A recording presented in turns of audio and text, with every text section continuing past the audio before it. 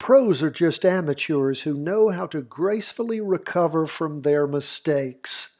Kevin Kelly.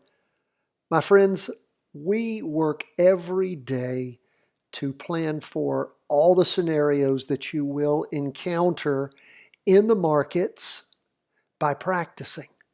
You plan for that by practicing, by being serious about what you're doing, focusing in on price movement, on historical patterns, backtracking, finding the move, following it, and of course, the biggest thing of all is limiting your losses. Why is that such a big deal? Because the losses will kill you. We set our profit and loss bands. When we hit that loss band, we get out. We ride those profits to success. If you will focus on that, and in fact, I'm working on a training. I provided this in the last live question and answer session that we had last week for our Patreon members, and we talked about using things like average true range to be able to set a loss limit at 1.5 of your average true range, and then letting your profits ride to an acceptable level, but limiting those losses. The nice thing about using average true range is it takes into account the volatility. You can also adjust your X trade amount, that is the standard trade that you do, by that volatility so that you're able to, again, take into account the volatility and reduce the size. We've got a great training on that already about how to limit your risk. And in volatile markets like we're dealing with right now, that's why you reduce the size of your trade based upon volatility.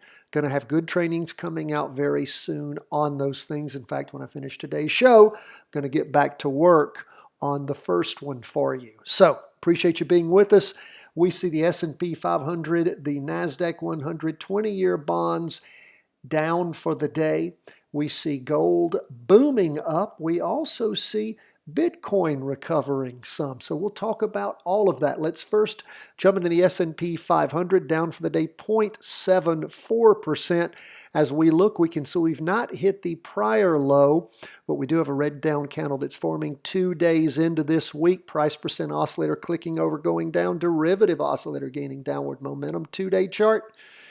Big red down candle forming. Again, not hit that prior low. Price percent oscillator clicking over like a hockey stick.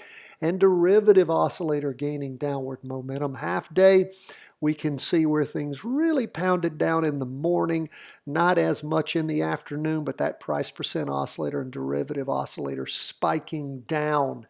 That is where we are on the S&P overall. Lots of downward pressure in this market. You got inflation.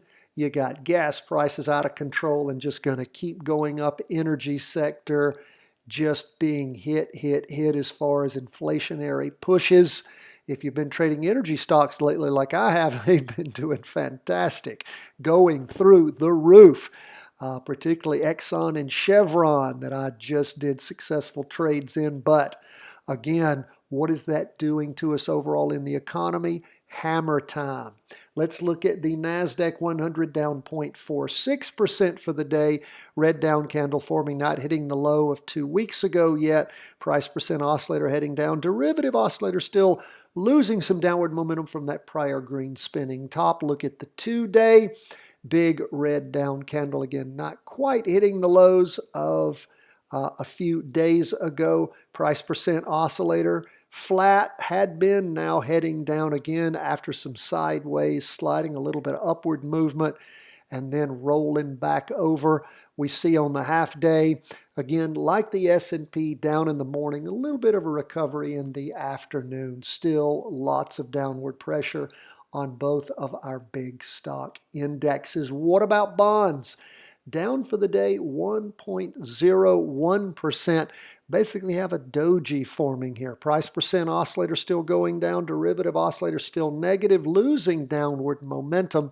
Lots of indecision in bonds right now. We look at the 2-day chart. Price percent oscillator is a little more than flat. Derivative oscillator gaining upward momentum, but again, pretty much another doji falling out of the 2-day trend line. So again, Bonds pulling back some on us. Look at the half day. You can see big down morning, some recovery in the afternoon, but moving down, price percent oscillator, derivative oscillator. Now that's our smallest chart. Shows us what's going on intraday, so we know what's happening intraday, and we can see that. But the big kahuna is, of course, where things are on our weekly chart. And again, lots of indecision when it comes to bonds. Now, things are completely different when we go to gold.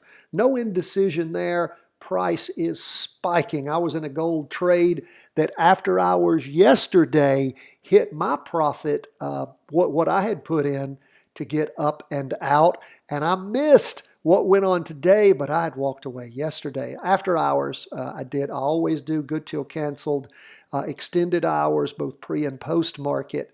Always do that. If your trading platform allows you to do that, of course, always put that in. Why not?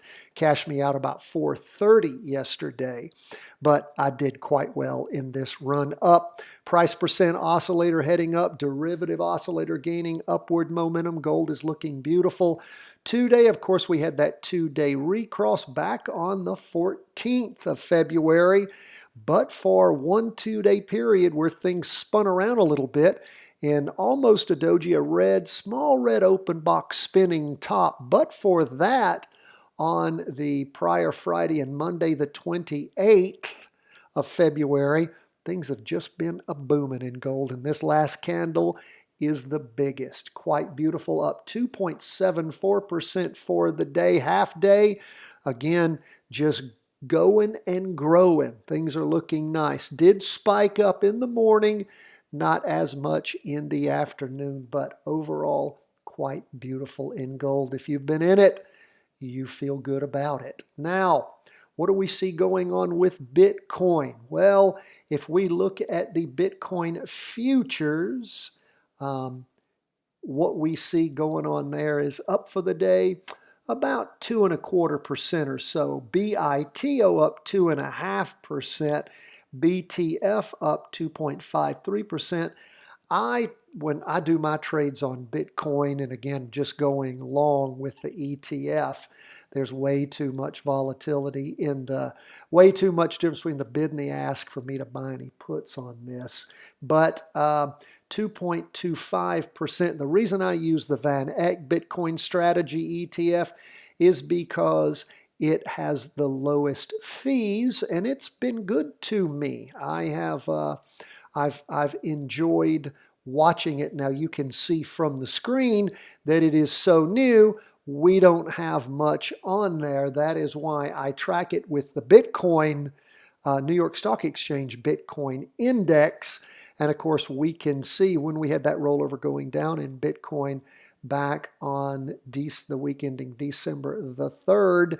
We've sort of had Bitcoin in a channel here lately, sliding sideways. We have a red spinning top right now for the week.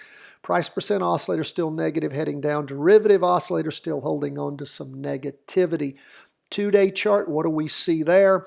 We had 4 days of nice up movement, and then these last 2 days moving down as far as the 2-day candle goes. Like I said, it was up for the day on Tuesday, down on Monday. But let's look at the half day. And on the half day, that's where I'm going to transition over here. You can see where things were plummeting down on Monday, and then a bit of a recovery on Tuesday. Again, ended the day up over 2%. The grayscale Bitcoin actually up 3.36%. Remember, it is not an ETF. It is not a future. They actually own Bitcoin. It is a trust. It tracks the price of Bitcoin based upon their ownership of Bitcoin. So it's different. I like the ETF, the future ETF. That's what I've been dealing with. Again, easy to buy, easy to sell. I understand it. So again, lots of downward pressure still. The 2-day, of course, still positive, but down candle. So What are we doing with Bitcoin? Again, we're waiting for some signals. We're waiting for some signs. We're waiting for a weekly vertical crossover. We can go back and track these weekly vertical crossovers in the past, coupling them with the 2-day recrosses, get us in and out. Unsuccessful Bitcoin trades got you out there too after things had topped. So you didn't ride Bitcoin all the way down. Again, we're not a stock calling service. We're not a Bitcoin cryptocurrency calling service. What are we? We are an education firm. I want you to practice with us. Practice trade for free. Doesn't cost you a thing. Before we leave, let's just look at where the overall crypto market is. This is Bitwise 10 Crypto Index Fund. This is a fund in the top 10 cryptocurrencies weighted by market cap, by how big they are. So, of course, the big mover over everything else is Bitcoin. Next to that is Ethereum, and all the way down for the other 8 top ones. What do we see going on there? Well, on that weekly chart, still heading down. Derivative oscillator still losing some downward momentum. You can see on the 2-day where it had been trying to ride high, and this latest candle crossed over, going down. And the intraday action, down, down, down, down, down, down, down. Lots of down weight on this crypto space. Not a time to be jumping in. We'll be waiting, keeping our powder dry. And again, you want to practice trade it if you want to learn how to trade it for real. Thank you so much, my friends. God bless. All the best from the whole team at Charting Wealth World Headquarters.